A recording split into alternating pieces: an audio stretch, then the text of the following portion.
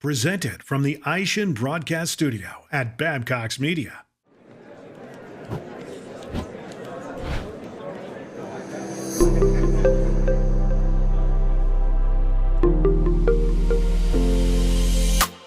Hello and welcome back to Business Casual. I'm Emma Henderson, Managing Editor of Aftermarket News.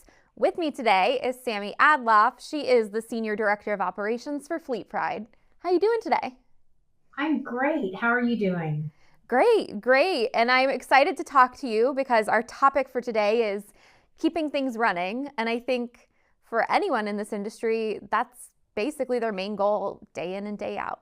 Well, absolutely. Well, again, thank you for having me today, Emma. I really appreciate it. In my role, the mission is simply stated, but never is easy. It is keeping things running, right? I mean, it really means that, being that steady engine in the background, ensuring the processes are followed, communication doesn't break down, deadlines are being met, and everybody really has what they need to keep moving forward. It's not a glamorous job for the team and myself, but it's really kind of what makes everything possible.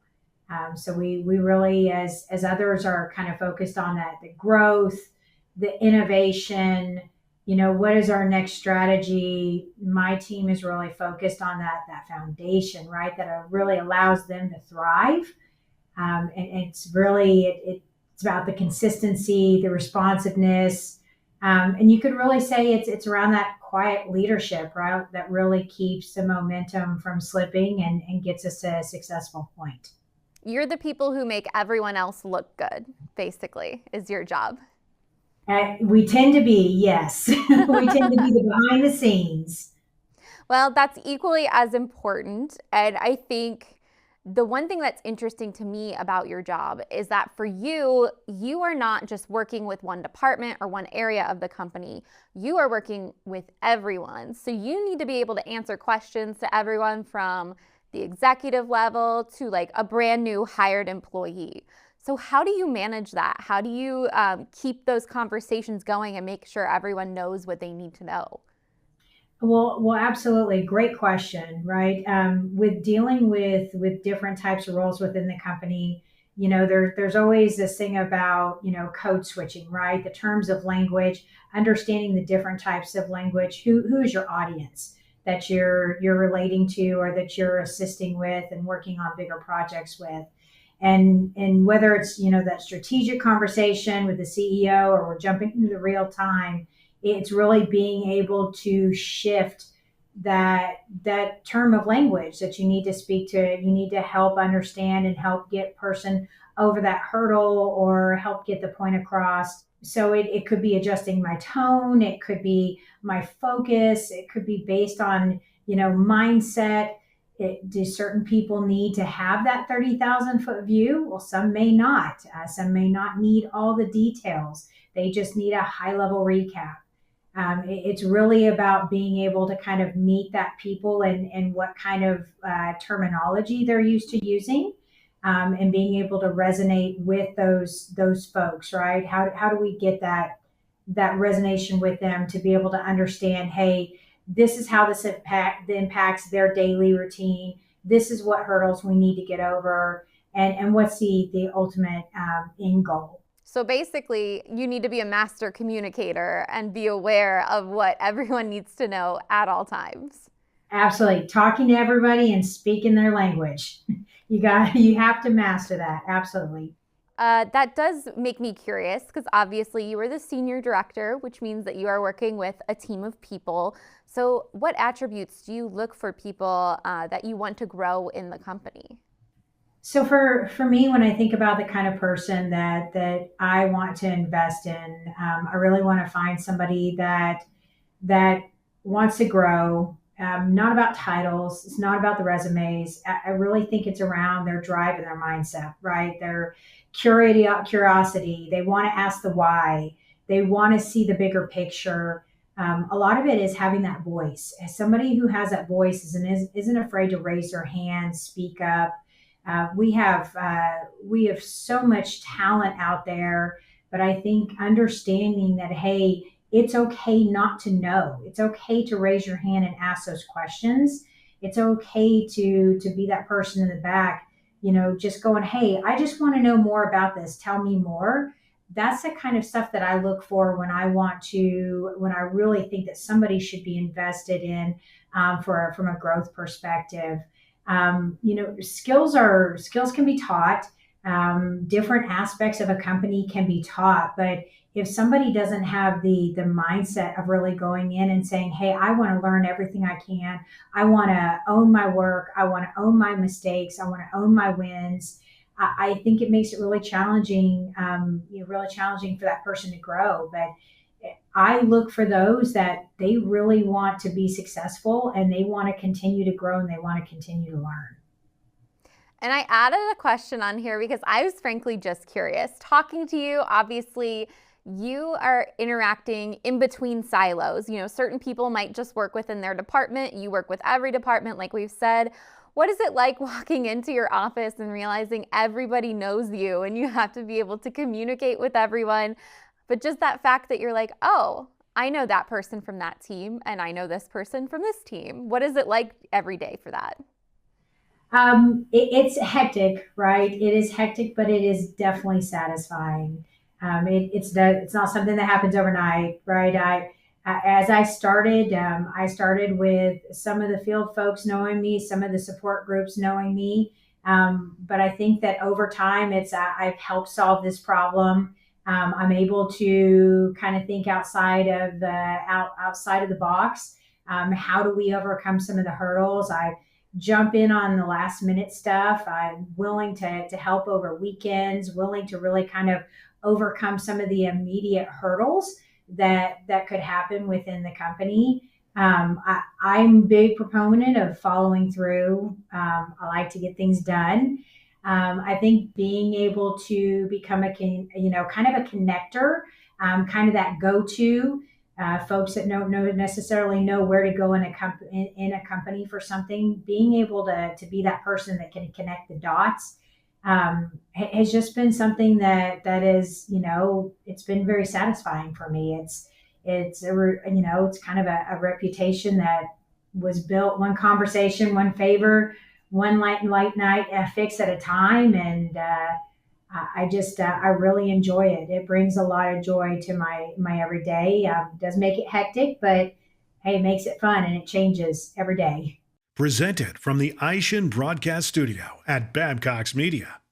Now, you and I talked before this, and one of the things that really struck me is you have been with the company for a while, but this has not always been your job title. You've actually worked your way up. So I'm curious what you have to say about the process of moving up one step at a time. Because I think for some people, they might feel like they plateau for a while. How do you keep that motivation? And what is the payoff when you do reach a role like Senior Director of Operations? Yeah, again, another great question. I would tell you, as I came into the aftermarket industry, it definitely wasn't something that I even had on my radar. Walking into it, I wanted to learn. I wanted to learn probably a little bit quicker, maybe than I should in certain cases. But I think that learning and finding the right mentor, finding the right path, and working alongside your coworkers in a fashion that allows you to learn from them, where they can learn from you, continues to help you move up within an organization. I think keeping an open mind, understanding that there's always going to be change. Some change is fun, some change is not. But I think that open mind piece also helps as well. As I've continued to move up, I also focus on a lot of leadership. How can I better myself, not only from a leadership for my team, but a leadership overall in the organization? How can I be a better peer? How can I be a better direct report? What can I do? And so I continue to try and focus on aspects of that to better myself, and improve how I interact every day. I do think that, if somebody's gotten to a point that they plateau, I think that there's outlets to look at, like what can you learn more about a company? as I've talked to folks that have moved up within our organization, I've advised them to go to their departments, get involved, ask some questions, understand the business a little bit more. Not only will it help you in your role today, but it opens up the doors for other opportunities. Really go outside your comfort zone and get to know more about the company. And it can really help you advance and just help you excel, not only, again, like I said, in your current position, but opens the door to other great opportunities. And this might seem like an obvious question, but how valuable is experience, especially when we're talking experience within a company, knowing the company culture, understanding what your company does when it comes to opportunities for advancement? Well, value of experience is huge, but again, it's not the time that you spend on the job. It's not how much sometimes that you know about the industry and your day to day and what you're doing. But I really think the value of it is what you're learning from it, right? What you've learned, whether you've failed, whether you've gone down a wrong road, maybe you've had some interactions that have taught you some lessons within a career environment. That experience right there is very valuable. I think that knowing that, hey, you're not always going to have all the answers, that you've got to raise your hand, you've got to have a voice, that's huge. That's huge experience to have and learn from. I think whether you're guiding a team, you're mentoring someone new, let's say you're leading a change, you're learning, and that's an experience in itself. You're learning there. I think that the being humble about knowing that, hey, you don't know everything, and you're going to have experience in every interaction you have on a daily basis is really the value. And what do you do with that experience? Absolutely. And so, Sami, something that we do with everyone we've had on so far is we ask them about what their aftermarket 3 is. It can be a mentor, it can be a moment, it can be an experience, it could even be a company that inspires you and keeps you going in this industry. So I'm curious, what are your aftermarket 3? So my aftermarket 3 really is a mentor. I see him as a mentor and a friend. When I first interviewed and enrolled for aftermarket industry, zero experience, like I mentioned, something not even on my radar.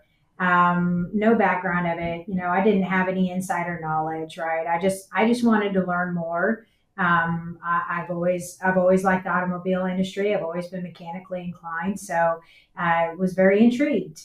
But the person who was interviewing me at that time, I remember them telling me, "Hey, this was going to be very challenging." I didn't have the background knowledge of heavy duty aftermarket, but he said something to me, right? He said that I see something in you, even if I didn't see it. And so that person really took a chance with me. And all these years later, this person is still with the company as well. This person is not just a colleague. They, as I mentioned, they are a true mentor and a friend. They've always been a steady shoulder for me to lean on. They listen without judgment. They help me see things in a new angle when I feel maybe I'm a little too close to it. And I may not see the bigger picture. But it stands out to me too that this person is very calm, patient. They have an ability to really lead kind of without force. And it's just inspiring. And this person doesn't have to be in the spotlight. And I will tell you, this person has made such an impact on my life that I strive to carry myself and really, lead by example like this person does. So he's really made a very impactful position on my career and just overall in life. So it's been great, and I'm very, very happy to be able to still work with him and still be able to work alongside him and help support him throughout his career as well too. I also have a direct supervisor that I've worked with for several years as well. And even though sometimes our relationship, our business relationship has been challenging, and even though I challenge him on a daily basis, he has always been there to be kind of that voice of reason. He's always been there to be able to give me that ability to be able to vent and be able to be open with him as need be. I think that having some really strong, not only mentors, but a really strong direct supervisor in place that you feel that you can really trust and you can be open with is huge in somebody's career. I think that helps somebody stay where they're at, right? I think that helps somebody be happy and be felt like they're heard and they're important. And so again, have a really great direct supervisor that I've worked with for many years.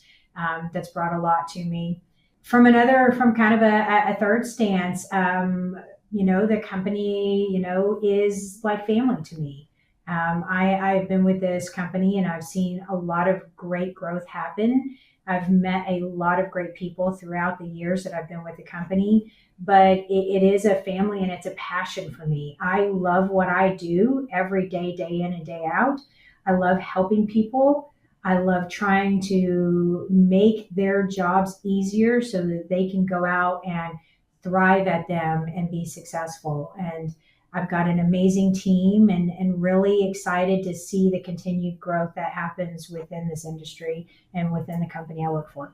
Well, Sami, it sounds like you're a natural fit in the job that you're in now, which has to be a great feeling. Thank you so much for joining us, and thank you to everyone else for tuning in.